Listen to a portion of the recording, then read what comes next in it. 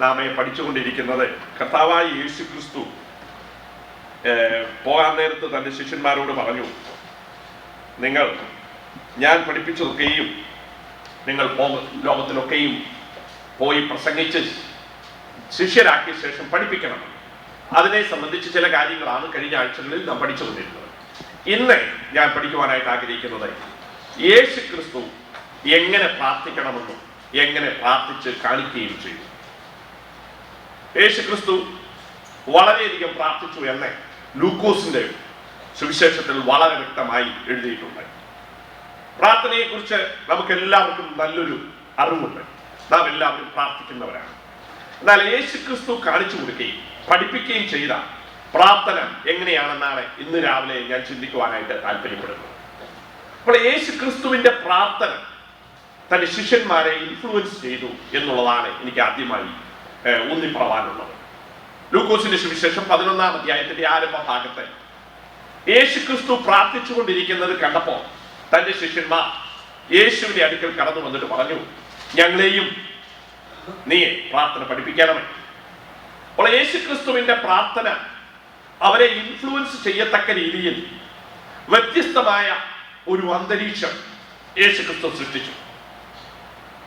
യേശു ക്രിസ്തു പ്രാർത്ഥന പഠിപ്പിക്കുന്നതിന് മുൻപേ താൻ വളരെയധികം പ്രാർത്ഥിച്ചിരുന്നു എന്ന് വേദപുസ്തകം പഠിപ്പിക്കുന്നു. നമ്മൾ യേശു ക്രിസ്തുവിനെ മുതിർന്നതിന് ശേഷം കാണുന്നത് സ്നാനക്കടവിൽ വെച്ചാണ്. ലൂക്കോസ് പറയുന്നത് താൻ പ്രാർത്ഥിച്ചു കഴിഞ്ഞപ്പോൾ, സ്നാനപ്പെട്ട് കഴിഞ്ഞപ്പോൾ പ്രാർത്ഥിച്ചു. അവൻ പ്രാർത്ഥിക്കയിൽ പരിശുദ്ധാത്മാവ് അവന്റെ മേൽ ഇറങ്ങി വന്നു എന്നാണ് ലൂക്കോസ് അത് രേഖപ്പെടുത്തുന്നത്. അപ്പോൾ ഒരു വലിയ സംരംഭം കഴിഞ്ഞപ്പോൾ, ദൈവത്തിന്റെ ഹിതം ചെയ്തു കഴിഞ്ഞപ്പോൾ, ദൈവം തന്നെ കുറിച്ച് ആഗ്രഹിച്ച ഒരു പ്രവൃത്തി ചെയ്തു കഴിഞ്ഞപ്പോൾ അതിൽ സന്തുഷ്ടനായി ദൈവത്തെ മഹത്വപ്പെടുത്തുന്ന ഒരു പ്രതീതിയാണ് നാം അവിടെ കാണുന്നത്. ലൂക്കോസാണ് അത് വിവരിച്ചിരിക്കുന്നത്. അതുകൂടാതെ തന്റെ മിനിസ്ട്രിയുടെ ആരംഭത്തിൽ താൻ വളരെ നീളമുള്ള ഒരു പ്രാർത്ഥന നടത്തുവാൻ, ഉപസിച്ച് പ്രാർത്ഥിപ്പാൻ അവൻ മരുഭൂമിയിലേക്ക് പോയി എന്ന് നമുക്ക് എല്ലാവർക്കും അറിയാം. എല്ലാ സുവിശേഷകന്മാരും അതിനെക്കുറിച്ച് പറഞ്ഞിട്ടുണ്ട്. അത് നമുക്കറിയാവുന്നതുകൊണ്ട് ഞാനത് എടുത്ത് വിവരിക്കുവാനായിട്ട് താല്പര്യപ്പെടുന്നില്ല. അപ്പോൾ തന്റെ ജീവിതത്തിൽ താൻ മിനിസ്ട്രിയിലേക്ക് പ്രവേശിക്കുവാൻ തുടങ്ങിയ ഈ സമയത്ത് ദൈവവുമായി അടുത്തിരുന്ന് ദൈവികമായ വെളിപ്പാടിനോ ദൈവിക ശക്തിക്കോ സംസർഗത്തിനോ ഇന്റിമസിക്കോ എന്തിനു വേണ്ടിയും താൻ 40 ദിവസം മാറിയിരുന്ന്, എല്ലാത്തിൽ നിന്നും മാറിയിരുന്ന് താൻ പ്രാർത്ഥിച്ചു. അപ്പോൾ തന്റെ ജീവിതത്തിൽ ദൈവപുത്രനായി എന്നുള്ള ചിന്താഗതിയിൽ പിതാവുമായിട്ടുള്ള ബന്ധത്തിൽ നിന്ന് മാറിയിരിക്കാൻ താൻ ആഗ്രഹിച്ചില്ല. താൻ പിതാവിനോടൊപ്പം തുല്യനാണെങ്കിലും പ്രാർത്ഥന നമ്മുടെ ജീവിതത്തിൽ ഒരു മാതൃകയാക്കേണ്ടതിന് വേണ്ടി ആയിരിക്കാം. എല്ലാ പ്രധാന കാര്യം ചെയ്യുന്നതിന് മുൻപേയും യേശു പ്രാർത്ഥിച്ചു. അത് ചെയ്ത ശേഷവും ചിലപ്പോൾ താൻ പ്രാർത്ഥിച്ചു. അതിനുശേഷം നാം കാണുന്നത് തന്റെ ശിഷ്യന്മാരെ തിരഞ്ഞെടുക്കുന്നതാണ് പ്രധാനമായിട്ടുള്ള ഒരു കാര്യം. അതിനു മുൻപ് ഒരു രാത്രി മുഴുവൻ അവൻ പ്രാർത്ഥിച്ചു എന്നാണ് ലൂക്കോസ് പറഞ്ഞിരിക്കുന്നത്. നമുക്കതൊന്ന് വായിക്കാം. ലൂക്കോസിന്റെ സുവിശേഷം 6-ാം അധ്യായത്തിലാണ് അത് പറഞ്ഞിരിക്കുന്നത്. അവിടെ വളരെ കാര്യമായി പറഞ്ഞിരിക്കുകയാണ്, യേശു ഒരു രാത്രി മുഴുവൻ പ്രാർത്ഥിച്ച ശേഷമാണ് തന്റെ ശിഷ്യന്മാരെ തെരഞ്ഞെടുത്തത്. അതിന്റെ 6-12 മുതൽ നമുക്ക് വായിക്കാം. One of those days Jesus went out to a mountainside to pray and spend the night praying to God. അടുത്ത വാക്യം. When morning came, he called his disciples to him and chose 12 of them whom he also designated apostles. അപ്പോൾ 12-ാമത്തെ വാക്യത്തിൽ പറയുകയാണ്, താൻ ശിഷ്യന്മാരെ തെരഞ്ഞെടുക്കുന്നതിന് മുൻപേ ഒരു രാത്രി മുഴുവൻ മലമേൽ പോയി താൻ പ്രാർത്ഥിച്ചു. അത് മാത്രമല്ല, തന്റെ ജീവിതത്തിൽ താൻ ക്രൂശിലേക്ക് പോകുന്നതിന് മുൻപേ താൻ തനിക്ക് വേണ്ടിയും ശിഷ്യന്മാർക്ക് വേണ്ടിയും വരുവാനുള്ള സഭയ്ക്ക് വേണ്ടിയും ദീർഘമായ ഒരു പ്രാർത്ഥന യോഹന്നാന്റെ സുവിശേഷം 17-ാം അധ്യായത്തിൽ രേഖപ്പെടുത്തിയിട്ടുണ്ട്. ഇനി അത് കഴിഞ്ഞിട്ട് ക്രൂശിൽ കയറുന്നതിന് തൊട്ടു മുമ്പേ, അറസ്റ്റ് ചെയ്യുന്നതിന് തൊട്ടു മുമ്പേ ഗെത്സമനയിൽ പോയി ഒരു രാത്രി മുഴുവൻ പ്രാർത്ഥിച്ചതുപോലെയാണ് നാം കാണുന്നത്, തന്നെ അറസ്റ്റ് ചെയ്യുന്ന സമയം വരെ. അപ്പോൾ തന്റെ ജീവിതത്തിൽ മിനിസ്ട്രി തുടങ്ങുന്നതിന് മുൻപ്, അപ്പോസ്തലന്മാരെ തെരഞ്ഞെടുക്കുന്നതിന് മുൻപ്, ശിഷ്യന്മാരെ വിട്ടിട്ട് താൻ ഒറ്റയ്ക്ക് പോകുന്നതിന് മുൻപ് മരണത്തിന് തൊട്ട് മുമ്പേ ഇനി ക്രൂശിൽ കിടന്ന് ഒക്കെ അവൻ പ്രാർത്ഥിക്കും. ക്രൂശിൽ കിടന്ന് 3 പ്രാർത്ഥന ചെയ്യുന്നുണ്ട്. ഒന്ന്, കർത്താവേ, പിതാവേ, ഇവർ ചെയ്യുന്നത് ഇന്നതെന്നറിയായി ഇവരോട് ക്ഷമിക്കണമെന്ന് ജനങ്ങൾക്ക് വേണ്ടി പ്രാർത്ഥിക്കുന്നു. അതുകൂടാതെ എന്റെ ദൈവമേ, നീ എന്നെ കൈവിട്ടത് എന്ത് എന്ന് ദൈവത്തോടെ താൻ പ്രാർത്ഥിക്കുന്നു. അവസാനമായി തന്റെ ആത്മാവിനെ ഫലമേൽപ്പിച്ചുകൊണ്ട് താൻ പ്രാർത്ഥിക്കുന്നു. താൻ ആകെ 7 വാചകങ്ങളാണ് ക്രൂശിൽ പറഞ്ഞിട്ടുള്ളത്. അതിൽ 3 പ്രാർത്ഥനയോട് ബന്ധപ്പെട്ട കാര്യമായിരുന്നു എങ്കിൽ തന്റെ ആരംഭം തുടങ്ങി അവസാനം വരെ പ്രാർത്ഥനയിൽ താൻ വളരെ നിരതനായിരുന്നു എന്ന് നാം പഠിക്കേണ്ടിയിരിക്കുന്നു. അപ്പോൾ നമ്മുടെ ജീവിതത്തിൽ നാം പ്രാർത്ഥിക്കുന്നുവെങ്കിലും നമ്മുടെ മോഡൽ യേശുക്രിസ്തു ആയിരിക്കണം. യേശുക്രിസ്തു എന്തിനെല്ലാം വേണ്ടി പ്രാർത്ഥിച്ചു എന്നുള്ളതാണ് അടുത്തത് ഞാൻ ചിന്തിക്കുവാനായിട്ട് താല്പര്യപ്പെടുന്നത്. ഒന്ന്, നമുക്കറിയാം, തനിക്ക് വേണ്ടി താൻ പ്രാർത്ഥിച്ചു. അത് പല പ്രാർത്ഥനയിലും താൻ അത് വിവരിക്കുന്നുണ്ട്. രണ്ടാമതായിട്ട് കുഞ്ഞുങ്ങളെ എടുത്ത് അവൻ കയ്യിൽ വെച്ച് പ്രാർത്ഥിച്ചു. അതായത് സുവിശേഷം 19-ാം അധ്യായത്തിൽ 13-ലും മർക്കോസിന്റെ സുവിശേഷം 10-ാം അധ്യായത്തിലും അത് വ്യക്തമായി പറഞ്ഞിട്ടുണ്ട്. അനേകർ കുഞ്ഞുങ്ങളെ അനുഗ്രഹിപ്പാൻ കടന്നു വന്നപ്പോ അവൻ കുഞ്ഞുങ്ങളെ കയ്യിലെടുത്ത് അവരെ അനുഗ്രഹിച്ച് പ്രാർത്ഥിച്ചു. അതുകൂടാതെ നാം ഓൾറെഡി കണ്ടു, തന്റെ ശിഷ്യന്മാർക്ക് വേണ്ടി താൻ പ്രാർത്ഥിച്ചു. വ്യക്തിപരമായും പ്രാർത്ഥിച്ചു, കൂട്ടമായും പ്രാർത്ഥിച്ചു. പ്രശ്നങ്ങൾ വന്നപ്പോഴും ശിഷ്യന്മാർക്ക് വേണ്ടി പ്രാർത്ഥിച്ചു എന്ന് യേശു രേഖപ്പെടുത്തിയിട്ടുണ്ട്. പത്രോസിനെ വിളിച്ചിട്ട് പറയുകയാണ്, പത്രോസേ, പിശാച് നിന്നെ ഗോതമ്പ് പോലും മാറ്റേണ്ടതിന് എന്നോട് അനുവാദം ചോദിച്ചു. പക്ഷെ നിന്റെ വിശ്വാസം പോകാതിരിക്കേണ്ടതിനെ ഞാൻ നിനക്ക് വേണ്ടി പ്രാർത്ഥിച്ചു. അപ്പോൾ വ്യക്തിപരമായി നാം അറിയാതെ അല്ലെങ്കിൽ ശിഷ്യന്മാരറിയാതെ അവർ പ്രശ്നത്തിൽ അഭിമുഖീകരിക്കുമ്പോൾ അവരുടെ നിലനിൽപ്പിന് വേണ്ടി യേശു പ്രാർത്ഥിച്ചു എന്നുള്ളതിന്റെ തെളിവാണ് പത്രോസിന് വേണ്ടി താൻ പ്രാർത്ഥിച്ചു എന്ന് പത്രോസിനോട് പറയുന്നത്. അതുകൂടാതെ താൻ എന്തോ ചെയ്തു? തന്റെ ഭാവിയിൽ തന്റെ ചർച്ചിൽ വിശ്വസിക്കുന്നവർക്ക് വേണ്ടി അവൻ പ്രാർത്ഥിച്ചതായി നാം യോഹന്നാന്റെ സുവിശേഷം 17-ാം അധ്യായത്തിൽ കാണുന്നുണ്ട്. തന്റെ ശത്രുക്കൾക്ക് വേണ്ടി താൻ പ്രാർത്ഥിച്ചു. തന്റെ പ്രിയപ്പെട്ട ലാസറിന്റെ കല്ലറയുടെ മുൻപിൽ നിന്നുകൊണ്ട് താൻ പ്രാർത്ഥിക്കുന്നത് ഉറക്കെ വിളിച്ച്, ദൈവമേ, ഞാൻ പ്രാർത്ഥിക്കാൻ പോകുന്നത് നീ കേട്ടിരിക്കുന്നു എന്ന് പറഞ്ഞ് ഉറക്കെ താൻ പ്രാർത്ഥിച്ചു. അപ്പോൾ പ്രിയപ്പെട്ടവർ മരിച്ചുപോയ വ്യക്തിയെ ഉയർപ്പിക്കാൻ വേണ്ടി താൻ പ്രാർത്ഥിക്കുന്നു. ജീവനോടുകൂടെ ഇരിക്കുന്ന പത്രോസ് അകപ്പെട്ടു പോകാതിരിക്കാൻ, പരീക്ഷയിൽ പെട്ടുപോകാതിരിക്കാൻ താൻ പ്രാർത്ഥിക്കുന്നു. തന്റെ ശിഷ്യന്മാർ ഒറ്റയ്ക്കാകും എന്നുള്ള പ്രതീതി വരുമ്പോൾ അവരുടെ നിലനിൽപ്പിന് വേണ്ടി നീണ്ട ഒരു പ്രാർത്ഥന ചെയ്യുന്നു. വരുവാനുള്ള തലമുറയ്ക്ക് വേണ്ടി മുഴുവൻ അവൻ പ്രാർത്ഥിക്കുന്നു. അപ്പോൾ തന്റെ പ്രാർത്ഥന കുഞ്ഞുങ്ങൾ തുടങ്ങി സകലർക്കും ശത്രുവിന് വേണ്ടിയും പോലും പ്രാർത്ഥിക്കുന്നതായിരുന്നു തന്റെ പ്രാർത്ഥന. അതുകൂടാതെ താൻ എപ്പോഴെല്ലാം പ്രാർത്ഥിച്ചു? അതിരാവിലെ പ്രാർത്ഥിച്ചു എന്ന് മർക്കോസിന്റെ സുവിശേഷത്തിൽ പറഞ്ഞിട്ടുണ്ട്. ഇരുട്ടുള്ളപ്പോൾ തന്നെ 1-ാം അധ്യായത്തിൽ 35 മുതൽ നാം വായിക്കുന്നത് അതാണ്. മർക്കോസ് പറയുകയാണ്, അവൻ ഇരുട്ടുള്ളപ്പോൾ അതിരാവിലെ എഴുന്നേറ്റ് പ്രാർത്ഥിക്കുവാൻ കടന്നുപോയി. ഇനിയും നോക്കിക്കെ, കൂടെ അവൻ പ്രാർത്ഥിക്കാൻ പോയിരുന്നു എന്ന് ലൂക്കോസിന്റെ സുവിശേഷം 5-ാം അധ്യായത്തിൽ പറഞ്ഞിട്ടുണ്ട്. നോക്കിക്കെ, ലൂക്കോസിന്റെ സുവിശേഷം 5-ാം അധ്യായത്തിൽ നാം അത് കാണുന്നുണ്ട്. നമുക്കന്ന് വായിക്കാം. അതിന്റെ 5-ന്റെ 16-ാം വാക്യം.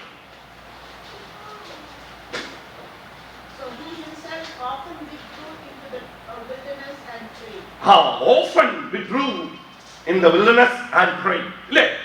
അപ്പോൾ അവൻ കൂടെ രാവിലെ മാത്രമല്ല പകൽ സമയത്തും അവൻ ജനങ്ങളിൽ നിന്ന് മാറി കൂടെ പോയി പ്രാർത്ഥിച്ചു. ഇനി രാത്രി മുഴുവൻ അവൻ പ്രാർത്ഥിച്ചതായി പല സന്ദർഭങ്ങളിൽ പറഞ്ഞിട്ടുണ്ട്. 5 അപ്പം കൊണ്ട് 5000-ത്തെ പോഷിപ്പിച്ച ശേഷം ശിഷ്യന്മാരെ പറഞ്ഞു വിട്ടിട്ട് അവൻ മലമേൽ തനിയെ പ്രാർത്ഥിക്കുവാൻ പോയി. രാത്രി അവൻ പ്രാർത്ഥിച്ചു. നാം മുമ്പേ കണ്ടു, ശിഷ്യന്മാരെ തെരഞ്ഞെടുക്കുന്നതിന് മുൻപേ രാത്രി മുഴുവൻ അവൻ പ്രാർത്ഥിച്ചു. അപ്പോൾ എല്ലാ സമയങ്ങളിലും താൻ പ്രാർത്ഥിക്കുന്നവനായിരുന്നു. അതായിരുന്നു ചുരുക്കം. അതിരാവിലെ തുടങ്ങി പകൽ കൂടെ രാത്രിയിൽ പകൽ ശിഷ്യന്മാരുടെ ആ പ്രശ്നം പരിഹരിക്കുവാൻ പ്രാർത്ഥന വിട്ടിട്ട് അവൻ അതിരാവിലെ പോകുന്നത് നാം കാണുന്നുണ്ട്.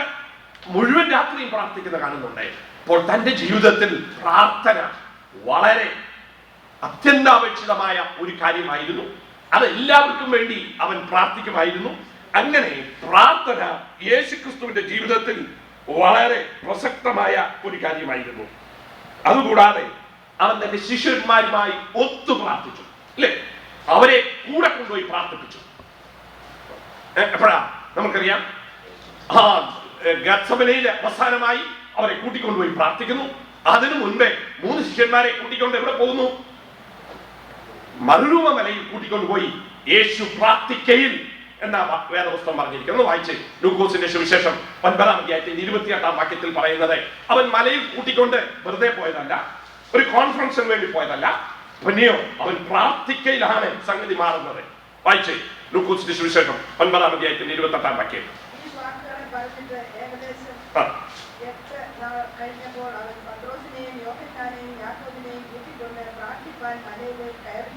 പ്രാർത്ഥിക്കാൻ മലയിലേക്ക് കയറിപ്പോയി. അടുത്തത് അവൻ പ്രാർത്ഥിക്കുമ്പോൾ, അപ്പോൾ ജസ്റ്റ് പ്രാർത്ഥിക്കാൻ പോയിട്ട് നമ്മൾ വിളിച്ചു കൂട്ടുന്ന ഉപവാസ പ്രാർത്ഥന പോലെയല്ല. പ്രാർത്ഥന പറയും, ഒരു മണിക്കൂർ പ്രസംഗിക്കും, പിന്നെ എല്ലാവരും കൂടെ ഒരു അരമണിക്കൂർ പ്രാർത്ഥിച്ച് യോഗം തീർക്കും. അങ്ങനെയല്ല. യേശു പോയിട്ട് എന്തോ സംഭവിച്ചു? പ്രാർത്ഥനയ്ക്ക് പോയി.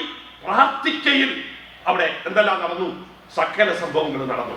യേശു ക്രിസ്തു ജീവിതത്തിൽ ഒരിക്കൽ മാത്രമേ ദൈവപുത്രന്റെ മഹിമയിൽ പ്രത്യക്ഷപ്പെട്ടിട്ടുള്ളൂ. അത് താൻ പ്രാർത്ഥിക്കുമ്പോഴാണ് സംഭവിക്കുന്നത്. അത് പ്രാർത്ഥിക്കുന്ന ജനങ്ങൾക്കാണ് അത് കാണുവാൻ കഴിഞ്ഞത്. പ്രാർത്ഥിക്കുമ്പോഴാണ് ദൈവശബ്ദം അവർ കേൾക്കുന്നത്. പ്രാർത്ഥിക്കയിലാണ് ദൈവത്തിന്റെ മഹത്വം അവർ കാണുന്നത്. പ്രാർത്ഥിക്കയിലാണ് നാം യേശു ആരാണെന്ന് സ്വർഗത്തിലെ ദൈവം ഡിക്ലെയർ ചെയ്യുന്നത്. അപ്പോൾ എല്ലാ കാര്യങ്ങളും നമ്മൾ ആ പ്രാർത്ഥനയുടെ അവസ്ഥയിലാണ് കണ്ടത്. അത് ശിഷ്യന്മാരെ കൂട്ടിക്കൊണ്ടുപോയി അവൻ പ്രാർത്ഥിച്ചു. പിന്നെ ശിഷ്യന്മാരോട് പറഞ്ഞു, നിങ്ങൾ എന്ത് ചെയ്യണം? എന്നോടൊപ്പം 1 മണിക്കൂർ ഇരുന്നേ പ്രാർത്ഥിക്കുവാൻ. പ്രത്യേകിച്ച് പത്രോസിനെ വിളിച്ചിട്ട് പറഞ്ഞു, നിനക്ക് 1 മണിക്കൂർ എന്നോടൊപ്പം ഇരുന്ന് പ്രാർത്ഥിച്ചുകൂടെ? പിന്നീട് യേശു പറഞ്ഞു, ഭൂതം പുറത്താകാതെ വന്നപ്പോൾ നിങ്ങൾ പ്രാർത്ഥനയിലും ഉപവാസത്തിലും ഇരുന്നാൽ മാത്രമേ ഇങ്ങനെയുള്ള വ്യാധി വിട്ടുപോകുകയുള്ളൂ എന്ന് അവരെ എൻകറേജ് ചെയ്തു. അപ്പോൾ യേശു ക്രിസ്തു വളരെയധികം പ്രാർത്ഥിച്ചു. അവന്റെ പ്രാർത്ഥന ശിഷ്യന്മാരെ ഇൻഫ്ലുവൻസ് ചെയ്തു. അതിനുവേണ്ടി അവൻ പലപ്പോഴും പ്രാർത്ഥിച്ചു. രാപകലില്ലാതെ അവൻ പ്രാർത്ഥിച്ചു. കൂടാതെ എല്ലാവർക്കും വേണ്ടി അവൻ പ്രാർത്ഥിച്ചു. ശിഷ്യന്മാരോടൊപ്പം അവൻ പ്രാർത്ഥിച്ചു. ഇനി അവൻ പഠിപ്പിച്ച പ്രാർത്ഥനയിൽ അവന് ചില പ്രത്യേക നിയമങ്ങൾ ഉണ്ടായിരുന്നു, എങ്ങനെ പ്രാർത്ഥിക്കണമെന്ന്. അവൻ പറഞ്ഞു, യേശു പഠിപ്പിച്ചു, പ്രാർത്ഥന നമുക്ക് ഇഷ്ടമുള്ളതുപോലെ ചെയ്യാൻ പാടില്ല. അത് പരസ്യമായും പ്രാർത്ഥിക്കാം, രഹസ്യമായും പ്രാർത്ഥിക്കാമെന്ന് യേശു ക്രിസ്തു പഠിപ്പിച്ചു. യേശു ക്രിസ്തു പറഞ്ഞു, നിങ്ങൾ പ്രാർത്ഥിക്കുന്ന ഉടനെ നിങ്ങളുടെ ഉദ്ദേശം ദൈവം മഹത്വപ്പെടണം, ദൈവം സംബന്ധമായ കാര്യമായിരിക്കണം പ്രാർത്ഥന. അല്ലാതെ മനുഷ്യരുടെ മുമ്പിൽ വിളങ്ങേണ്ടതിനോ മനുഷ്യരെ കേൾപ്പിക്കുവാനോ മനുഷ്യരുടെ മുമ്പിൽ നമ്മെ ഉയർത്തുവാനോ അല്ല പ്രാർത്ഥനയെന്ന് യേശു പഠിപ്പിച്ചു. നമുക്കത് വായിക്കാം. നമുക്ക് എല്ലാവർക്കും അറിയാവുന്നതാണെങ്കിലും കഴിഞ്ഞ ദിവസം ഞാൻ ഇത് പഠിച്ചപ്പോൾ എന്റെ ഹൃദയത്തിൽ വളരെ സന്തോഷം തോന്നി. എന്താണ് യേശു പറയുന്നത്? നിങ്ങൾ പ്രാർത്ഥിക്കും, പക്ഷേ കർത്താവേ കർത്താവേ എന്ന് വിളിക്കുന്നത് കൊണ്ട് യാതൊരു കാര്യവുമില്ല. അപ്പോൾ യേശു പറഞ്ഞു, നിങ്ങൾ പ്രാർത്ഥിക്കുന്നവരാണ്, പക്ഷെ പ്രാർത്ഥിക്കേണ്ടതുപോലെ പ്രാർത്ഥിച്ചില്ലെങ്കിൽ, ആകേണ്ടതുപോലെ ആകാതെ പ്രാർത്ഥിച്ചാൽ എന്തില്ല? പ്രയോജനമില്ല. കർത്താവേ കർത്താവേ എന്ന് നിങ്ങൾ വിളിക്കുകയും വലിയ വീര്യപ്രവൃത്തികൾ ചെയ്താലും നിങ്ങൾ പ്രാർത്ഥിക്കേണ്ടതുപോലെ പ്രാർത്ഥിച്ചില്ലെങ്കിൽ പ്രാർത്ഥന കൊണ്ട് യാതൊരു ഗുണവുമില്ല എന്ന് യേശു പഠിപ്പിച്ചു. എന്നിട്ട് യേശു പറഞ്ഞു, നിങ്ങൾ പ്രാർത്ഥിക്കുമ്പോൾ എന്ത് ചെയ്യണം? ഉപവസിക്കുമ്പോഴാണെങ്കിലും പ്രാർത്ഥിക്കുമ്പോഴാണെങ്കിലും നിങ്ങൾ ആരും അറിയണം എന്നുള്ള ചിന്തയിൽ പ്രാർത്ഥിക്കരുത്. അതിനുവേണ്ടി നിങ്ങൾ മുഖം കഴുകണം, വളരെ നന്നായി ഒരുങ്ങി വന്നേ പ്രാർത്ഥിക്കണം. അതാണല്ലോ അതിന്റെ അർത്ഥം. ഫ്രഷ് അത് കാണിക്കുവാൻ വേണ്ടി ആകരുത്. രണ്ടാമത് യേശു പറഞ്ഞു, നിങ്ങൾക്ക് ഒറ്റയ്ക്കാണോ നിങ്ങൾ പ്രാർത്ഥിക്കുന്നത്? എവിടെ കയറി പ്രാർത്ഥിക്കണം? നിങ്ങൾ അതിനു വേണ്ടിയുള്ള മുറിയിൽ കയറി ആരും കാണാതെ ഇരുന്ന് പ്രാർത്ഥിക്കണം. അതുകൂടാതെ യേശു പറഞ്ഞു, നിങ്ങൾ പ്രാർത്ഥിക്കുന്ന ഉടനെ വാചകത്തിന്റെ കസത്തുകൊണ്ട് എന്തെങ്കിലും ഉത്തരം ലഭിക്കുമെന്ന് വിചാരിച്ച് വാചകത്തിന് വേണ്ടി തപ്പിത്തടയേണ്ട ആവശ്യമില്ല. അല്ലെ? അതല്ലേ യേശു അതെല്ലാം പറയുന്നുണ്ട്. നിങ്ങൾ മുഖം കഴുകി വളരെ നന്നായി ദൈവസന്നിധാനത്തിൽ വരണം. നിങ്ങൾ പ്രാർത്ഥിക്കുന്നു എന്നുള്ള ഭാവേന ആരെയും കാണിക്കുവാൻ തക്കവണ്ണം പ്രാർത്ഥിക്കരുത്. ജാതികൾ ജൽപ്പനം ചെയ്യുന്നത് പോലെ നിങ്ങൾ പ്രാർത്ഥിക്കരുത്. അത് യേശു പ്രാർത്ഥനയെ കുറിച്ച് പഠിക്കുമ്പോൾ മത്തായി സുവിശേഷം 6-ാം അധ്യായത്തിന്റെ 1 മുതൽ 9 വരെയുള്ള വാക്യങ്ങളിൽ പറഞ്ഞിരിക്കുന്ന കാര്യമാണ് ഞാൻ ഇവിടെ പറഞ്ഞത്. അപ്പോൾ യേശു ക്രിസ്തു പറഞ്ഞു, പ്രാർത്ഥന പ്രസംഗമാകരുത്, അതുകൂടാതെ നമ്മെ തന്നെ ഉയർത്തുന്നതുമാകരുത്. അതെവിടെയാ പറഞ്ഞത്? പരീശന്റെയും ചുങ്കക്കാരന്റെയും പ്രാർത്ഥനയിൽ യേശു ലൂക്കോസിന്റെ സുവിശേഷം 18-ാം അധ്യായത്തിൽ ഒരു ഉദാഹരണ സഹിതം പറഞ്ഞു, നമ്മുടെ പ്രാർത്ഥന എന്താകരുത്? നമ്മെ നീതീകരിക്കുവാനോ നമ്മെ ഉയർത്തുവാനോ ദൈവസന്നിധാനത്തിൽ നാം ചെയ്തത് മറ്റുള്ളവർ കേൾക്കുവാൻ ചെയ്യുന്നതോ ആകാൻ പാടില്ല. എന്ന് വെച്ചാൽ ഒരു പ്രസംഗം പോലെ അല്ലെങ്കിൽ നമ്മളെ ഉയർത്തുന്നതായി ഇരിപ്പാൻ പാടില്ല. അപ്പോൾ പ്രാർത്ഥന എന്നുള്ളത് വളരെ കാര്യമായിട്ടാണ് യേശു പഠിപ്പിച്ചത്. എന്നിട്ട് യേശു പറഞ്ഞു, നിങ്ങൾ എന്റെ നാമത്തിൽ പ്രാർത്ഥിക്കണം. അത് യോഹന്നാന്റെ സുവിശേഷം 14-ാം അധ്യായത്തിലാണ് പറഞ്ഞ്, നിങ്ങൾ ഇതുവരെ എന്റെ നാമത്തിൽ പ്രാർത്ഥിച്ചിട്ടില്ല, ഇനിയും നിങ്ങൾ എന്ത് ചെയ്യണം? എന്റെ നാമത്തിൽ പ്രാർത്ഥിക്കുമ്പോൾ നിങ്ങൾക്ക് പ്രാർത്ഥനയ്ക്ക് ഉത്തരം ലഭിക്കും.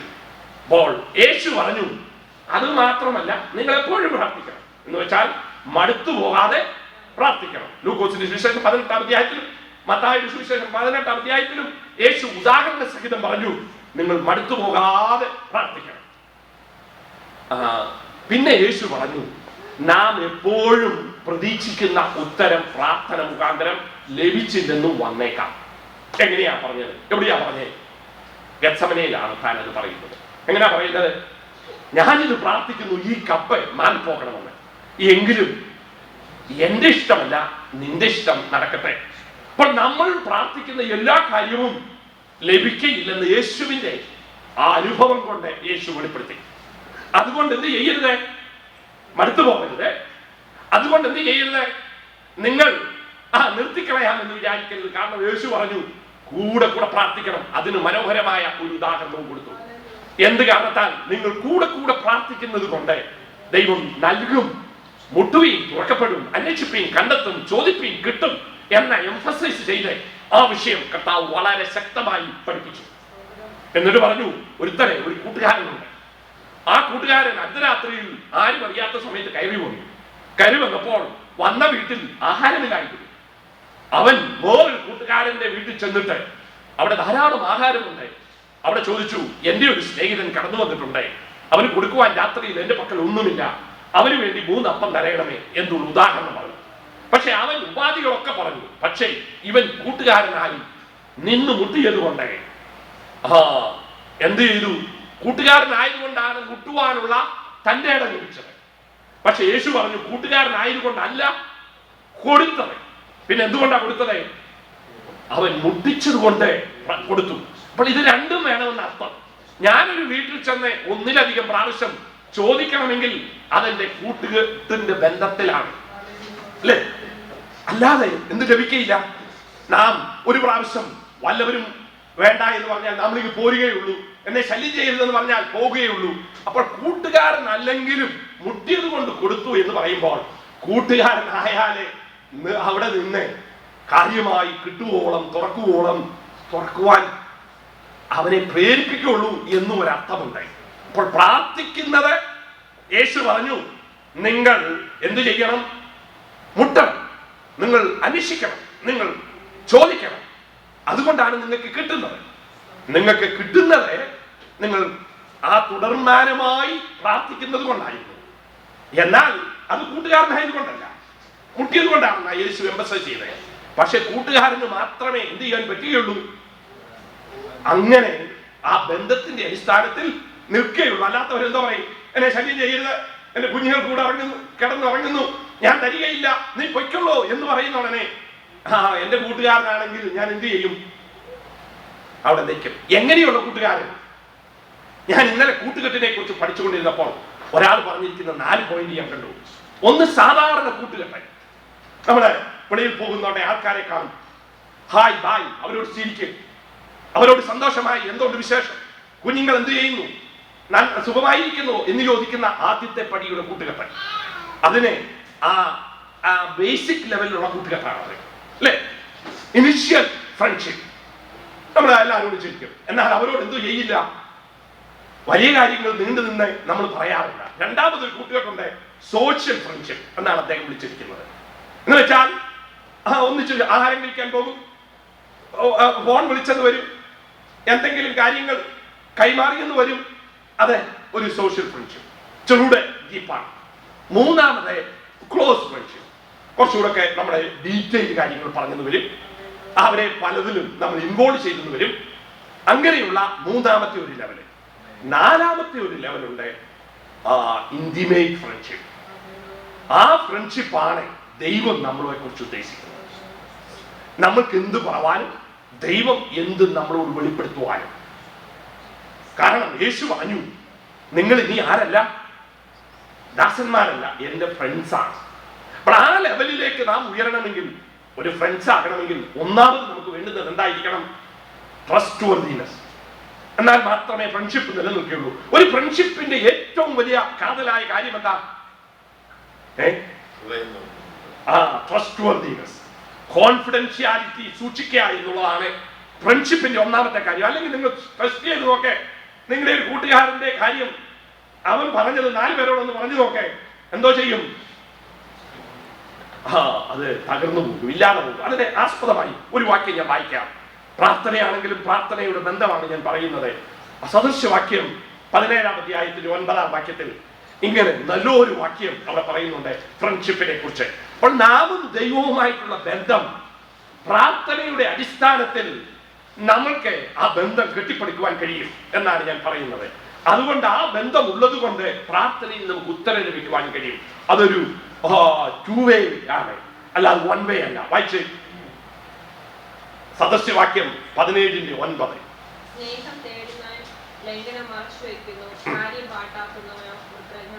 അപ്പൊ അതിന്റെ 2ാമത്തെ ഭാഗമാണ് ഞാൻ ഇവിടെ എടുക്കുന്നത്. കാര്യം എന്തോ ചെയ്യുന്നു? പാട്ടാക്കുന്നവൻ മിത്രങ്ങളെ വേദിപ്പിക്കും. എന്ന് വെച്ചാൽ അവന്റെ ജീവിതത്തിൽ എന്താണ് പ്രതീക്ഷിക്കുന്നത്? വളരെ അന്യോന്യം ട്രസ്റ്റ് വർത്തിയായിരിക്കണം. അപ്പോൾ അതാണ് ഫ്രണ്ട്ഷിപ്പിന്റെ ഏറ്റവും പരമപ്രധാനമായ ഒരു കാര്യം. അപ്പോൾ ദൈവവുമായിട്ടുള്ള ഫ്രണ്ട്ഷിപ്പിൽ നാം ട്രസ്റ്റ് വർത്തിയായിരുന്നാൽ മാത്രമേ നമ്മൾക്ക് ഏത് കാര്യവും ദൈവസന്നിധാനത്തിൽ പ്രാർത്ഥിക്കുവാൻ ധൈര്യമുണ്ടാകുകയുള്ളൂ. രണ്ടാമത് ഒരു കാര്യം കൂടെ ഞാൻ പറയാം. നിങ്ങൾ എപ്പോൾ പ്രാർത്ഥിക്കുമ്പോഴാണ് പ്രശ്നം കിട്ടത്തില്ലെന്നൊരു ചിന്ത വരുന്നത്? ഗിൽറ്റി ഫീലിംഗ് നമ്മുടെ ജീവിതത്തിൽ ഉള്ളപ്പോഴാണ്. എന്തെങ്കിലും തകരാറുകൾ സംഭവിച്ചു എന്ന് നമുക്ക് തോന്നുമ്പോഴാണ് നമുക്ക് ധൈര്യമില്ലാത്തത്, നമുക്ക് കോൺഫിഡൻസ് ഇല്ലാത്തത്, പ്രാർത്ഥിക്കുവാൻ ശക്തിയോട് പറവാൻ കഴിയാത്തത്. എന്തിന്റെ അടിസ്ഥാനത്തിലാണ്? നമ്മുടെ ജീവിതത്തിൽ എന്തെങ്കിലും അവതാളത്തിലാണ് ഞാൻ പ്രാർത്ഥിച്ചാൽ എനിക്ക് ലഭിക്കയില്ല എന്ന് ചിന്തിക്കുന്ന ഉള്ളിന്റെ ഉള്ളിൽ ഒരു ഗിൽറ്റി കോൺഷ്യൻസ്. അത് പറയും, ഞാൻ അത്ര പ്രാർത്ഥിക്കാൻ ഒരു ശക്തനല്ല. ഞാൻ കണ്ടിട്ടുണ്ട് അനേകരെ പ്രാർത്ഥിക്കുവാൻ, ഭൂതങ്ങൾക്ക് വേണ്ടി പ്രാർത്ഥിക്കാൻ വരുമ്പോ പാസ്റ്റർ പോയി പ്രാർത്ഥിച്ച് ഞങ്ങൾ വരുന്നില്ലെന്ന് പറയും. അപ്പോൾ ചോദിച്ചാൽ പറയും, അതിനാണ് ചിലപ്പോൾ ഞങ്ങളുടെ മേത്തേക്കായിരിക്കാൻ കയറുന്നതെന്ന് തമാശന്ന് പറയും. അല്ലേ? ഇനി തമാശനല്ല, കാര്യമായി വിശ്വസിക്കുന്നവരുമുണ്ട്. കാരണം എന്താ? അവർക്ക് അവരെ കുറിച്ച് തന്നെ എന്തില്ല? ഒരു മനോധൈര്യമില്ല. അവർ ദൈവത്തിന്റെ ഫ്രണ്ട്സ് ആണെന്ന്, അവർ ദൈവവുമായിട്ട് അടുത്ത ബന്ധമുണ്ട് എന്ന്, ദൈവത്തിന്റെ വക്താക്കളാണ്, അംബാസഡേഴ്സ് ആണ്, ദൈവത്തിന് വേണ്ടി പ്രവർത്തിക്കുന്നവരാണ്, അവർക്ക് അധികാരമുണ്ട്, അവര് എന്നുള്ള കാര്യമൊക്കെ തലയിലുണ്ടെങ്കിലും ജീവിതത്തിൽ അവർക്ക് ഏറ്റെടുക്കുവാൻ കഴിയുന്ന ഒരു ബന്ധമില്ല. ഉണ്ടോ? ഇതാണ് പ്രശ്നം. അപ്പോൾ എന്താണ് നമ്മുടെ വിഷയം? യേശു പറഞ്ഞു, അവൻ കൂട്ടുകാരനല്ലെങ്കിലും മുട്ടിപ്പായി അപേക്ഷിച്ചതിന്റെ ഫലമായി അവൻ എഴുന്നേറ്റ് വേണ്ടുവോളം കൊടുത്തു എന്നാണ് പറഞ്ഞിരിക്കുന്നത്. അപ്പോൾ പ്രാർത്ഥനയ്ക്ക് ഇത് 2 ആവശ്യമാണ്.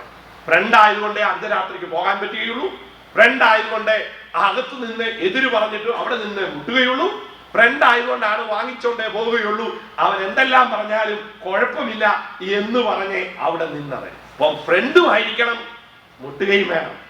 അവിടെ അപമാനത്തിന്റെ പ്രശ്നമില്ല, പുട്ട് ഡൗൺ ചെയ്യുന്ന കാര്യമില്ല. കാരണം ഒരു ഫ്രണ്ട് മറ്റേ ഫ്രണ്ടിന് വേണ്ടി എന്തോ ചെയ്യും? ജീവൻ വരെ കൊടുക്കുമ്പോൾ. അതാണ് യേശു പറഞ്ഞ ഫ്രണ്ട്ഷിപ്പ്. ഒരു സ്നേഹിതന് വേണ്ടി ജീവൻ കൊടുക്കുന്നതിനേക്കാൾ വലിയ ഫ്രണ്ട്ഷിപ്പ് എങ്ങുമില്ല. അപ്പോൾ അതുകൊണ്ട് അതാണ് നാം പ്രതീക്ഷിക്കുന്നതെങ്കിൽ ആ ഇന്റിമേറ്റ് ഫ്രണ്ടും നാമുമായി ഒരു അണ്ടർസ്റ്റാൻഡിംഗ് ഉണ്ട്. അന്യോന്യം അക്സെപ്റ്റ് ചെയ്യും, അന്യോന്യം പുട്ട് ഡൗൺ ചെയ്യാതെ എപ്പോഴും ബിൽഡ് ചെയ്യുന്നവരാകും. അതാണ് പറഞ്ഞിരിക്കുന്നത്. അവൻ നല്ല ഫ്രണ്ട്സ് എന്ത് ചെയ്യത്തില്ല? മോഹസ്തുതി പറഞ്ഞ് കബളിപ്പിക്കുകയില്ല. പിന്നെ എന്തോ ചെയ്യും? സത്യം സ്നേഹത്തിന്റെ ആത്മാവിൽ തുറന്നു പറയും. അപ്പോൾ ഇതാണ് ഫ്രണ്ട്ഷിപ്പ്. അപ്പോൾ ദൈവം നമ്മളോടും പറയും, നമുക്ക് ദൈവത്തോടും പറയാൻ കഴിയും. നിങ്ങൾ സങ്കീർത്തനം വായിച്ചു നോക്കേ, നിങ്ങൾ ആ പ്രവാചകന്മാരുടെ ആ ആത്മകഥം ചിന്തിച്ചു നോക്കേ. അവർക്ക് ഹൃദയത്തിൽ വരുന്നതെല്ലാം അവരെന്ത് ചെയ്തു? വിളിച്ചു പറഞ്ഞു. സങ്കീർത്തനത്തിൽ എന്തെല്ലാമാ പറഞ്ഞിരിക്കുന്നത്? അവരുടെ കൊച്ചുങ്ങളെ തല്ലിക്കൊന്നപ്പോൾ അവര് പറഞ്ഞു, അവന്റെ ഒരു കൊച്ചിനെ തല്ലിക്കൊല്ലുന്നവൻ ഭാഗ്യമായി. കാരണം നമുക്ക് സഹിക്കാൻ കഴിയില്ല. നമുക്ക് ഒരു മനുഷ്യനോട് പറയാൻ പറ്റുമോ? ഞാൻ വേദപുസ്തകത്തിലെ വാക്യമാണ് പറഞ്ഞത്. എന്താ? അവന്റെ കുഞ്ഞിനെ പാറയിൽ അടിച്ചു കൊല്ലുന്നവൻ ഭാഗ്യവാൻ. എന്തുകൊണ്ടാണ്? അവരുടെ കുഞ്ഞുങ്ങളെ മുഴുവൻ കൊന്നു, അവരുടെ ഗർഭിണികളെ പിളർന്നു, അവരുടെ സ്ത്രീകളെ അപമാനിച്ചു. ഉടനെ അവർക്ക് മാനുഷികമായ ഫീലിംഗ് ഉണ്ടായിട്ട് അവരെ വിളിച്ച് ദൈവസന്നിധാനത്തിൽ പറയാ, കർത്താവേ, ഞങ്ങളുടെ കുഞ്ഞുങ്ങളെ ഇതവർ ചെയ്തത് കൊണ്ട് അവരുടെയും കുഞ്ഞുങ്ങളെ അത് ചെയ്യണമേ എന്നുള്ള വികാരം, മാനുഷികമായ വികാരം. ഇത് പറവാൻ ഇവിടെ കഴിയുള്ളൂ, വേറെ ഇന്നും പറവാൻ കഴിയുകയില്ല. നിങ്ങൾ നോക്കൂ, സങ്കീർത്തനം എല്ലാ വികാരങ്ങളും എല്ലാ വിചാരങ്ങളും ഉള്ളതുപോലെ പ്രകടിപ്പിച്ചിരിക്കുന്ന പുസ്തകമാണ് സങ്കീർത്തനം. അതുകൊണ്ടാണ് നമുക്ക് സങ്കീർത്തനം ഇഷ്ടം. നമുക്ക് അതിനോട് ഐഡന്റിഫൈ ചെയ്യാൻ കഴിയും. നമുക്ക് ഏത് സാഹചര്യത്തിലും ആ ചിന്തയിൽ നമുക്ക് മുഴുകാൻ കഴിയും. അതുകൊണ്ടാണ് എപ്പോഴും സന്തോഷിപ്പിക്കുന്നത്. എന്താ കാരണം? നമ്മുടെ ജീവിതത്തിൽ അത് ഭാഗമാണ്. പണ്ട് ഒരിക്കൽ ഒരു പാവപ്പെട്ടവൻ, പഴയ കാലത്താണ്, കഥയാണ്, കേട്ടു. അവനും കുടവയർ വെക്കണം. എന്താ, എല്ലാവരെയും പൊളിച്ചിട്ട് കുടവയറൊക്കെ വെച്ച് ഇങ്ങനെ മാന്യനായി വിട്ട് നടക്കണം. അപ്പോൾ താൻ ചോദിച്ചു, കുടവയറുള്ള ഒരു മുതലാളിയോട് ചോദിച്ചു, എന്തോ ചെയ്യണം? അപ്പോൾ താൻ പറഞ്ഞു, എന്തോ, നീ എന്നും പഴച്ചോറുണ്ടണം, എന്നാൽ മാത്രമേ കുടവയറുണ്ടാകൂ. അപ്പോൾ താൻ അതിനുവേണ്ടി കുടവയർ ഉണ്ടാകാൻ വേണ്ടി പിന്നെ പഴഞ്ചോറുണ്ണാൻ വേണ്ടി അത്താഴം കഴിക്കാതെ കിടന്നിട്ട് രാത്രിയിൽ വിശന്നപ്പോൾ എടുത്തു കഴിച്ചു. വയറുണ്ടായാലും വയറുണ്ടായില്ലെങ്കിലും ഞാനെന്താ മരിച്ചു പോകും, അതുകൊണ്ട് കഴിക്കുക എന്ന് പറഞ്ഞ് രാത്രി കഴിച്ചു. അപ്പോൾ ഇവൻ പറഞ്ഞത് മനസ്സിലാക്കാൻ ആ വ്യക്തിക്ക് കഴിഞ്ഞില്ല, പാവപ്പെട്ടവനെ. എന്താ കാരണം? ഇവൻ നിന്ന് വീർത്ത് പിറ്റേ ദിവസം ഇഷ്ടം പോലെ കഴിക്കാൻ ഇവനുണ്ട്. എന്നാൽ പാവപ്പെട്ടവനെ പഴഞ്ചോറുണ്ടണമെന്ന് പറഞ്ഞപ്പോൾ അതിന്റെ പ്രസക്തി മനസ്സിലായില്ല. എന്താ പ്രസക്തി മനസ്സിലായില്ല. വേറൊരു സംഭവം ഞാൻ കേട്ടിട്ടുണ്ട്. ഒരിക്കൽ ഒരു ഭിക്ഷക്കാരൻ വന്ന് ചോദിച്ചു, അമ്മേ, വല്ലതും തരണമേ, കഞ്ഞി കുടിച്ചിട്ട് 3 ദിവസമായിരുന്നു. അപ്പോൾ ആ മുതലാളി ഭാര്യയോട് പറഞ്ഞു, എടി, അവന് കുറച്ച് ഉപ്പുമാങ്ങ എടുത്തു കൊടുക്ക. കാരണം ഈ മനുഷ്യൻ ഉപ്പുമാങ്ങ ഇല്ലാത്തപ്പോഴാ കഞ്ഞി കുടിക്കാം. എന്നാൽ ദരിദ്രനായ ഭിക്ഷക്കാരനെ കഞ്ഞിക്ക് യാതൊരു വകയും ഇല്ലാഞ്ഞിട്ടാണ് കഞ്ഞി കുടിക്കാത്തതെന്ന് അവർക്ക് തിരിച്ചറിയുവാൻ കഴിഞ്ഞില്ല. കാരണം കമ്മ്യൂണിക്കേഷൻ നടക്കുന്നില്ല. ഈ രണ്ടിടങ്ങളിലും കാര്യങ്ങൾ പറഞ്ഞുവെങ്കിലും മനസ്സിലാക്കിയത് വ്യത്യസ്തമായിട്ടാണ് മനസ്സിലാക്കിയത്. അതെന്താ സങ്കീർത്തനത്തിൽ? കാരണം എന്താ? എല്ലാ വിചാരങ്ങളും എതിരുകളും കോപവും ക്രോധവും സങ്കടവും വിഷമവും മനുഷ്യന് ഉണ്ടാകുന്ന സകല വികാരങ്ങളും വിചാരങ്ങളും പ്രകടിപ്പിച്ചിരിക്കുന്ന പുസ്തകമാണ് സങ്കീർത്തനം. എവിടെ നിന്നുണ്ടായതാ? നമ്മൾ വായിച്ച് ക്രിട്ടിസൈസ് ചെയ്യുമെന്നോർത്തല്ല അത് ഉണ്ടായിരിക്കുന്നത്. ദൈവസന്നിധാനത്തിൽ അവൻ ഹൃദയം പകർന്നതാണ്. ഇതാണ് ഒരു സ്നേഹിതനും തമ്മിൽ കൂട്ടുമുട്ടുമ്പോൾ സംഭവിക്കുന്നത്. അപ്പോൾ ഒരു സ്നേഹിതനായിരിക്കുവാൻ യേശു പറഞ്ഞു, പ്രാർത്ഥനയിൽ വിജയം നേടാൻ, നോ പറഞ്ഞാലും കിട്ടുവാൻ, തടസ്സങ്ങൾ പറഞ്ഞാലും കിട്ടുവാൻ, സ്നേഹിതനായിക്കൊണ്ട് മുട്ടിയാൽ എന്തോ ലഭിക്കും? നിങ്ങൾക്ക് പ്രാർത്ഥനയ്ക്ക് ഉത്തരം ലഭിക്കും. അതുകൊണ്ട് നിങ്ങൾ മടുത്തു പോകരുത് എന്ന് യേശു പഠിപ്പിച്ചു. അപ്പോൾ യേശു അതിന്റെ ഒക്കെ പഠിപ്പിച്ച ശേഷമാണ് പറഞ്ഞത്, പ്രാർത്ഥിക്കുമ്പോൾ നമുക്ക് ഇതൊരു വിചാരത്തിൽ നാം പ്രാർത്ഥിക്കുമെങ്കിലും ദൈവഹിതം മാത്രമേ സംഭവിക്കുള്ളൂ. ദൈവഹിതമാണ് ദൈവം തരുന്നത്, അല്ലെങ്കിൽ കുഴപ്പം വരും. അത് യേശു തന്നെ പ്രാർത്ഥിച്ചു കാണിച്ചു.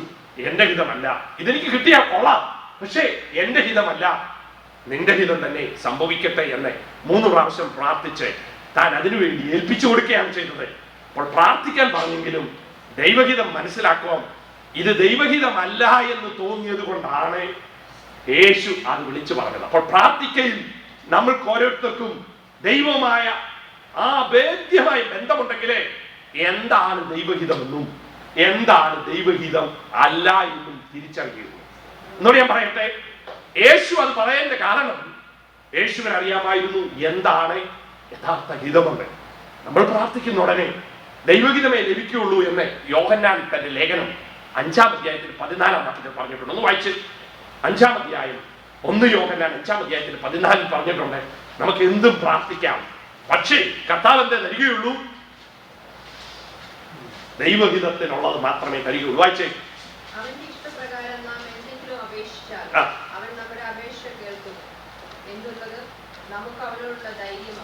നമ്മുടെ കോൺഫിഡൻസ് എന്താണ്? ഞാൻ മുമ്പേ പറഞ്ഞ ഫ്രണ്ട്ഷിപ്പിലാണ് കോൺഫിഡൻസ് ഉണ്ടാകുന്നത്. അത് നമ്മുടെ ധൈര്യം എന്താണ്?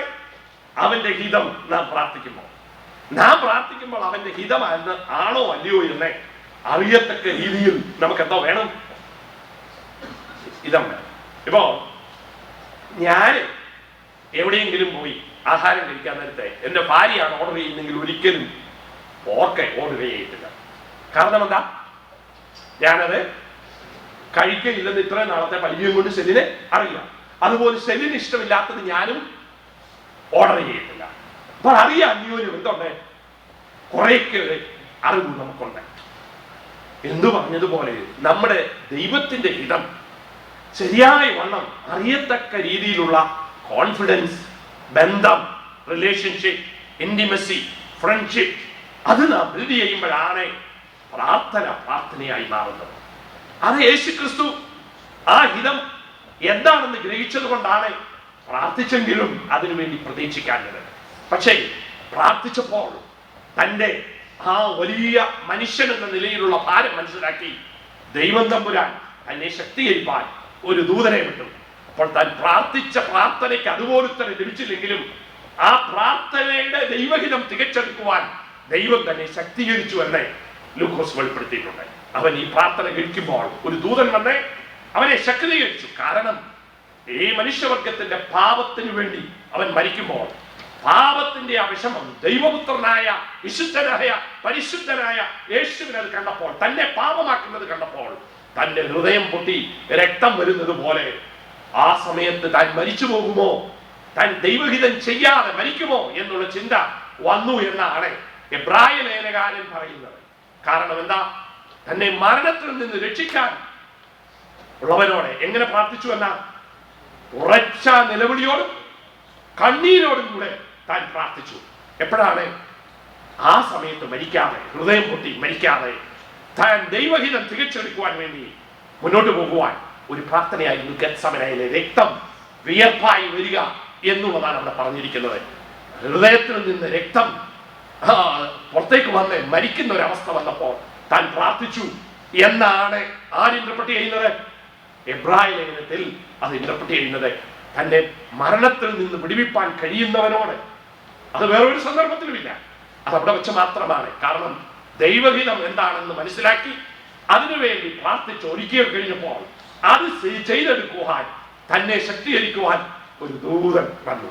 അപ്പോൾ നാം പ്രാർത്ഥിക്കുമ്പോൾ നാം പ്രാർത്ഥിച്ചത് കിട്ടിയില്ലെങ്കിലും ദൈവഹിതം നമ്മളെ കൊണ്ട് നടക്കേണ്ടത് ചെയ്തെടുക്കുവാൻ ദൈവം നമ്മെ ശക്തീകരിക്കും എന്നുകൂടെ അവിടെ ഒരു വാർത്തയുണ്ട്. അപ്പോൾ യേശുക്രിസ്തു നമുക്ക് പ്രാർത്ഥിച്ചു കാണിച്ചു. യേശുക്രിസ്തു ശിഷ്യന്മാരുമായി ഒരുമിച്ച് പ്രാർത്ഥിച്ചു. യേശു എല്ലാവർക്കും വേണ്ടി പ്രാർത്ഥിച്ചു. യേശു പ്രാർത്ഥിക്കുവാൻ വേണ്ടുന്ന വ്യവസ്ഥിതികൾ പറഞ്ഞു, എങ്ങനെയൊക്കെ നാം പ്രാർത്ഥിക്കണം. എന്നിട്ട് അവനൊരു മോഡൽ പ്രാർത്ഥനയുടെ പ്രാർത്ഥിച്ചു കേൾപ്പിച്ചു. അതുകൂടെ നമുക്ക് ചിന്തിച്ചിട്ട് നമുക്ക് നിർത്താം. അത് വായിക്കാം. മത്തായിയുടെ സുവിശേഷം 6-ാം അധ്യായത്തിന്റെ 9 മുതലുള്ള വാക്യങ്ങളിൽ താൻ പ്രാർത്ഥിച്ചപ്പോൾ ഒരു മോഡൽ പ്രയറിലൂടെ അവൻ പ്രാർത്ഥിച്ച് കേൾപ്പിച്ചു. നമ്മെ വായിച്ച്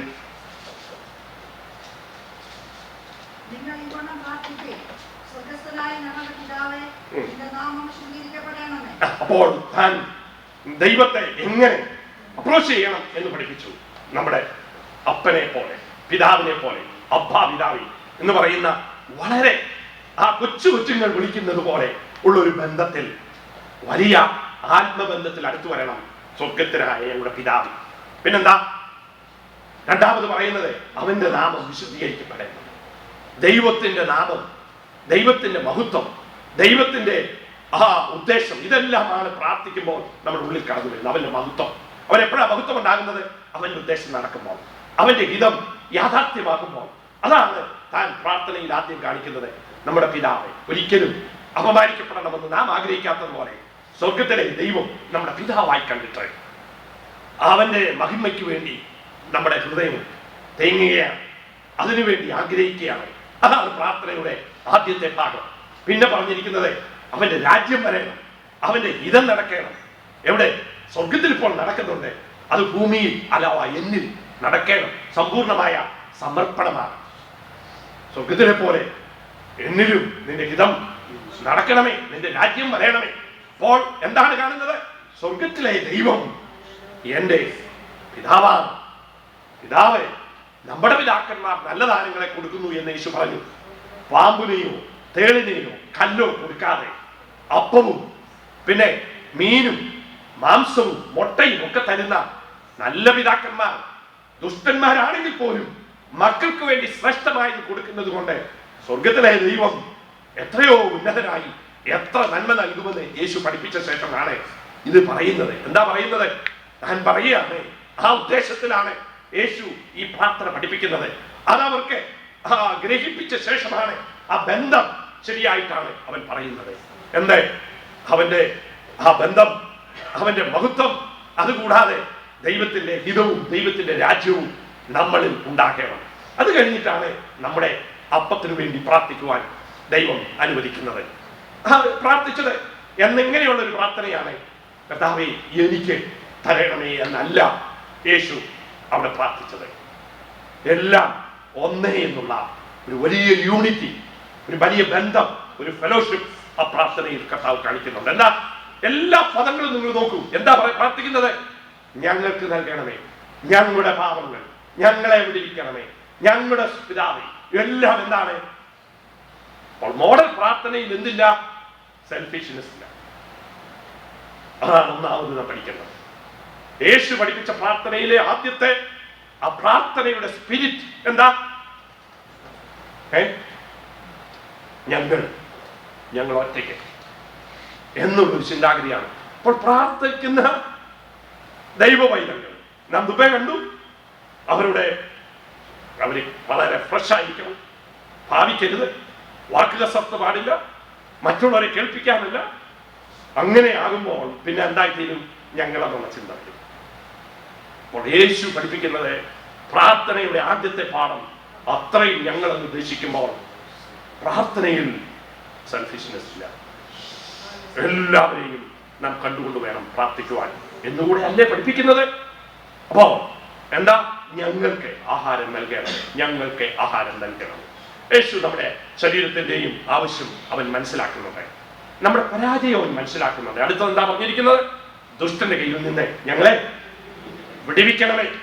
ഞങ്ങള് കടമുണ്ട്, അതുകൊണ്ട് ഞങ്ങളുടെ കടങ്ങളും ഞങ്ങളോട് ഞങ്ങൾ ക്ഷമിച്ചതുപോലെ ക്ഷമിക്കണമേ. അപ്പോൾ രണ്ട് കാര്യമാണ്. ഞങ്ങള് തെറ്റ് ചെയ്യുന്നവരാണ്. കടം രണ്ടു വിധത്തിലുമുണ്ട്. ഇവിടുത്തെ ആ പദം ഉദ്ദേശിച്ചിരിക്കുന്നത് നാം ചെയ്യരുതെന്ന് പറയുന്നത് ചെയ്യുന്നത് മാത്രമല്ല, ചെയ്യേണ്ട കാര്യം ചെയ്യാതിരിക്കുന്നതും ഇതിൽ ഉൾപ്പെട്ടിട്ടുണ്ട്. രണ്ടും ഉൾപ്പെട്ടിട്ടുണ്ട്. ഞങ്ങളുടെ കടമകൾ ഞങ്ങൾ ചെയ്യരാതിരിക്കുന്നത്. അപ്പോൾ നാം ബലഹീനരാണെന്നുകൂടെ യേശു കണ്ടിട്ട് അതിന്റെ രണ്ട് കാര്യവും താൻ അതിനുവേണ്ടി പ്രാർത്ഥിക്കുന്നു. ഒന്ന്, അത് ക്ഷമിക്കണമേ എന്ന് പ്രാർത്ഥിക്കുന്നു. ഞങ്ങൾക്ക് പരാജയം വരാൻ സാധ്യതയുണ്ട് പിശാച് പരീക്ഷിക്കുമ്പോൾ, അതിൽ ഞങ്ങളെ കടത്തരുത് എന്ന് പ്രാർത്ഥിക്കുന്നു. അപ്പോൾ നമ്മുടെ ബലഹീനത കണ്ടുകൊണ്ടാണ് യേശു എന്ത് ചെയ്യുന്നത്? നമ്മുടെ വിശപ്പ്, നമ്മുടെ ടെംപ്റ്റേഷൻ, നമ്മുടെ പാപ സ്വഭാവം, ഇത് മൂന്നും ആ പ്രാർത്ഥനയിൽ ഉൾപ്പെട്ടിട്ടുണ്ട്. എന്തൊക്കെയാ? നമ്മുടെ ആഹാരം, നമ്മുടെ ജീവിതത്തിൽ നാം മറ്റുള്ളവരോട് സഹവർഗങ്ങളോട് ചെയ്യുന്ന തകരാറുകൾ, പിശാചിന്റെ പരീക്ഷയിൽ നമുക്ക് ചെയ്യാൻ പറ്റുന്ന പാപങ്ങൾ, നമ്മുടെ ബലഹീനത, നമ്മുടെ അവസ്ഥകൾ, നമ്മുടെ ആ ഫ്രാജൈലായിട്ടുള്ള നേച്ചർ, ഇതെല്ലാം കണ്ടുകൊണ്ടാണ് യേശു ആ മൂന്ന് കാര്യങ്ങൾ ഉൾപ്പെടുത്തിയിരിക്കുന്നത് നടുക്ക്. അപ്പോൾ യേശു പത്രോസിന് വേണ്ടി പ്രാർത്ഥിച്ചതുപോലെ ഇവന്റെ വിശ്വാസം നഷ്ടപ്പെട്ടു പോകും. അതുകൊണ്ട് അവൻ അറിയാതിരിക്കുമ്പോൾ അവന് വേണ്ടി പ്രാർത്ഥിച്ചതുപോലെ യേശു നമ്മളോട് പറയുകയാണ്, നിങ്ങൾക്ക് വേണ്ടി ഞാൻ പഠിപ്പിക്കുന്ന പ്രാർത്ഥനയിൽ നിങ്ങളുടെ സകല ആവശ്യങ്ങളും ഞാൻ ഉൾപ്പെടുത്തിയിട്ടുണ്ട്. ഏറ്റവും വലിയ ആവശ്യം എന്താ? ആഹാരം. പിന്നത്തേത് മറ്റുള്ള മനുഷ്യരുമായിട്ടുള്ള ബന്ധം. ആരുമായി ബന്ധമില്ലാതെ ആഹാരവും തന്നെ, വീടും തന്നെ, കാറും തന്നെ, എല്ലാം തന്നെ ഒരു വ്യക്തിയെ കൊണ്ട് ഒരു വീട്ടിൽ ഒന്നാക്കി വെച്ച് ആരുമായിട്ടൊരു ബന്ധമില്ലെങ്കിൽ ഇവിടെ കുറച്ച് കഴിയുമ്പോൾ വട്ടുപിടിക്കും, ഇല്ലേ? ആരും മിണ്ടത്തുമില്ല, ഇടപെടത്തുമില്ല, അങ്ങനെ ഇരുന്നാൽ. അപ്പോൾ മറ്റുള്ളവരുമായിട്ടുള്ള ബന്ധം ക്രമീകരിക്കുന്നതാണ് യേശു പറയുന്നത്. ഞങ്ങൾ മറ്റുള്ളവരുടെ കുറ്റങ്ങൾ, പാപങ്ങൾ, തെറ്റുകൾ ക്ഷമിച്ചതുപോലെ ഞങ്ങളോട് ക്ഷമിക്കണമേ. അപ്പോൾ അവരും ഒരു വ്യക്തിയായി ജീവിക്കണം, മറ്റുള്ളവരെ അതിന് അനുവദിക്കുകയും വേണം. അത് രണ്ടുമാണ് യേശു പഠിപ്പിച്ചത്, അല്ലേ? യേശുവിന്റെ പ്രാർത്ഥന എത്ര ശ്രേഷ്ഠമാണ്. ഇവിടെ നിന്ന് മണിക്കൂർ കണക്കിന് എനിക്ക് പറയാൻ കഴിയും, പക്ഷെ ഞാൻ അത്ര ഡീറ്റെയിൽ ആയിട്ട് എടുക്കുന്നില്ല. ഇതാണ്, ഞാൻ ജീവിക്കണം, മറ്റുള്ളവരെയും ജീവിപ്പിക്കണം. പിശാചന്റെ ശത്രുവാണ്, ആ പിശാചിന്റെ കയ്യിൽ നിന്ന് എന്നെ വിടുവിക്കണം, എൻ്റെ ആഹാരത്തിനും ഇട നൽകണം. എന്തൊരു പ്രാർത്ഥന! സകലതും ഉൾപ്പെടുത്തിയിട്ട് പിന്നെയും എന്താ പറയുന്നത്? എല്ലാം ആരുടെ പക്കൽ നിന്ന് വരുന്നു? ദൈവത്തിന്റെ പക്കൽ നിന്ന് വരുന്നു. സകലതും, രാജ്യവും മഹത്വവും ശക്തിയും എല്ലാം നിനക്കുള്ളത്. എല്ലാം സറണ്ടർ ചെയ്യുന്നതാണ് പ്രാർത്ഥന. അതാണ് ആരാധന. അതാണ് ദൈവസന്നിധാനത്തിൽ നാം ചെയ്യേണ്ടത്. നോക്കിക്കേ, സ്വർഗത്തിലേക്ക് നോക്കൂ. ഭൂമിയിൽ മാത്രമല്ല, അവരുടെ കിരീടങ്ങൾ താഴെ ഇട്ടുകൊണ്ട് അവരെ ദൈവസന്നിധാനത്തിൽ ഇരിക്കുമ്പോഴും, ഇവിടെ വെച്ച് മനുഷ്യനായിരിക്കുമ്പോഴല്ല, എല്ലാം സ്വർഗത്തിൽ അതേ മഹിമയിൽ അവരായിരിക്കുമ്പോഴും അവർക്ക് മറവാനുള്ളത് സർവവും നിന്റേതാണ്, ഞങ്ങളൊന്നും അർഹിക്കുന്നില്ല. അപ്പോൾ അതാണ് പ്രാർത്ഥനയിൽ കർത്താവ് കാണിക്കുന്നത്. എല്ലാം ദൈവത്തിൻ്റെയാണ്, സകലതും ദൈവത്തിൻ്റെയാണ്. അതിനെ ബലം കൽപ്പിക്കുന്ന ഒരു പ്രാർത്ഥന ഇവിടെ പറഞ്ഞിട്ട് ഞാൻ നിർത്താം. എന്താണെന്ന് അറിയാമോ? യേശു പറഞ്ഞു, കൊയ്ത്തും അവൻ്റെതാണ്, അവനാണ് അതിൻ്റെ ഉടമസ്ഥൻ. അതുകൊണ്ട് നിങ്ങൾ ചെയ്യേണ്ടതിന് മുൻപേ എന്തോ ചെയ്യണം? പ്രാർത്ഥിക്കണം.